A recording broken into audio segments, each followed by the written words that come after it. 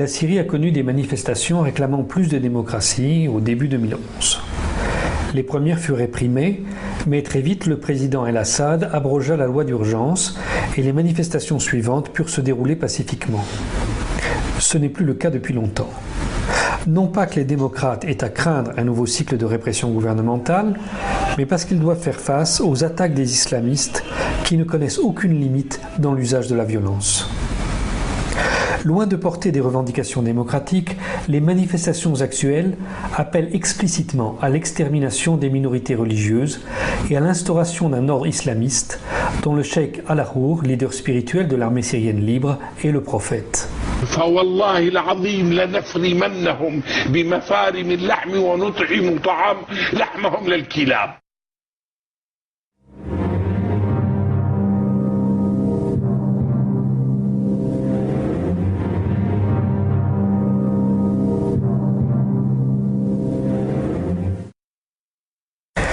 Ces manifestations sont soutenues par les pays occidentaux au nom des droits de l'homme. Pourtant, elles seraient interdites par eux, chez eux, toujours au nom des droits de l'homme.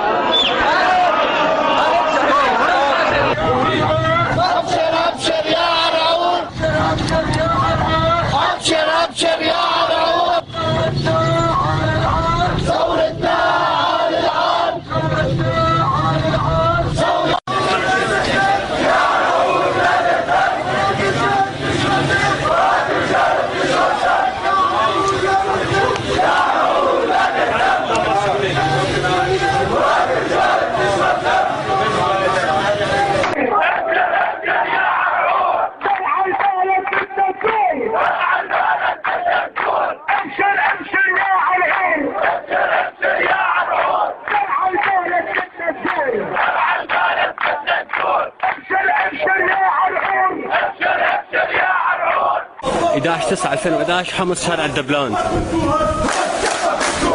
خرجنا المطالبة بالحماية الدولية.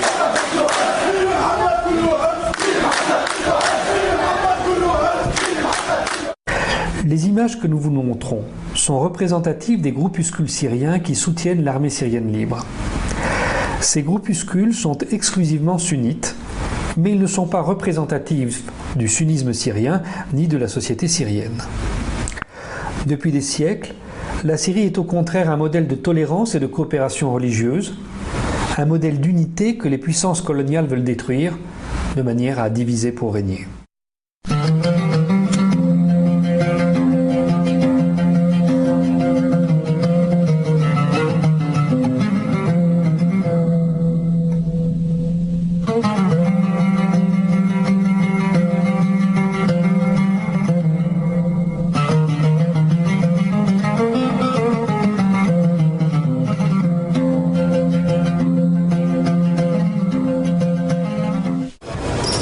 Nous sommes à la mosquée des Omeyyades, qui est le symbole de la civilisation de Damas.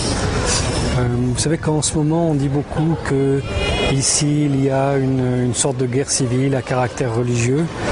Et donc, c'est très important de se souvenir que la caractéristique de la civilisation damassène, c'est au contraire la tolérance et la coopération entre les religions. Ici, c'est normal que des musulmans et des chrétiens ensemble s'aident dans leur culte. Et la grande mosquée dans laquelle nous nous trouvons était autrefois en fait l'église de Saint-Jean-Baptiste. Et puis, à cause des évolutions démographiques et politiques, c'est devenu une mosquée. Les chrétiens ont été indemnisés. On leur a donné une autre église non loin. Et depuis des siècles, ici, tous les jours, il y a à la fois des chrétiens et des musulmans qui viennent prier. Je pense que c'est quelque chose de tout à fait unique qu'il faut bien comprendre. Parce qu'ici se trouvent les reliques de Saint Jean-Baptiste. Sa tête se trouve dans un mausolée à l'intérieur de la principale salle de prière. Et Saint Jean-Baptiste, c'était un prophète juif, reconnu comme tel par les juifs. C'est l'homme qui a baptisé Jésus-Christ, donc c'est quelqu'un d'important pour les chrétiens. Et dans le Coran, c'est aussi quelqu'un de très très important. Et tous sont venus, depuis des siècles, tous les jours prier ici. Alors, ce symbole doit nous faire comprendre que ce qu'on essaye de détruire aujourd'hui en Syrie, c'est pas simplement un pays qui a des positions politiques anti-impérialistes ou anti-sionistes, c'est d'abord qu'on essaye de détruire le symbole d'une civilisation où tout le monde peut vivre ensemble. Là, vous voyez, dans cette grande cour, Jean-Paul II était venu il y a quelques années et on avait dressé des chaises partout et les responsables des deux religions s'étaient mis à discuter théologie de manière très pacifique pour essayer de comprendre l'apport de chacun. Il n'y avait aucune volonté de convertir l'autre, il y avait une volonté de partage, c'est assez unique. Et derrière moi, vous voyez le minaret de Haïssa, c'est-à-dire le minaret de Jésus. Beaucoup de chrétiens de Damas et du Proche-Orient. Vous savez que le christianisme a été constitué, non pas à Jérusalem, mais par Saint Paul à Damas. Et beaucoup de chrétiens pensent que c'est ici, à ce minaret, que Jésus reviendra à la fin des temps.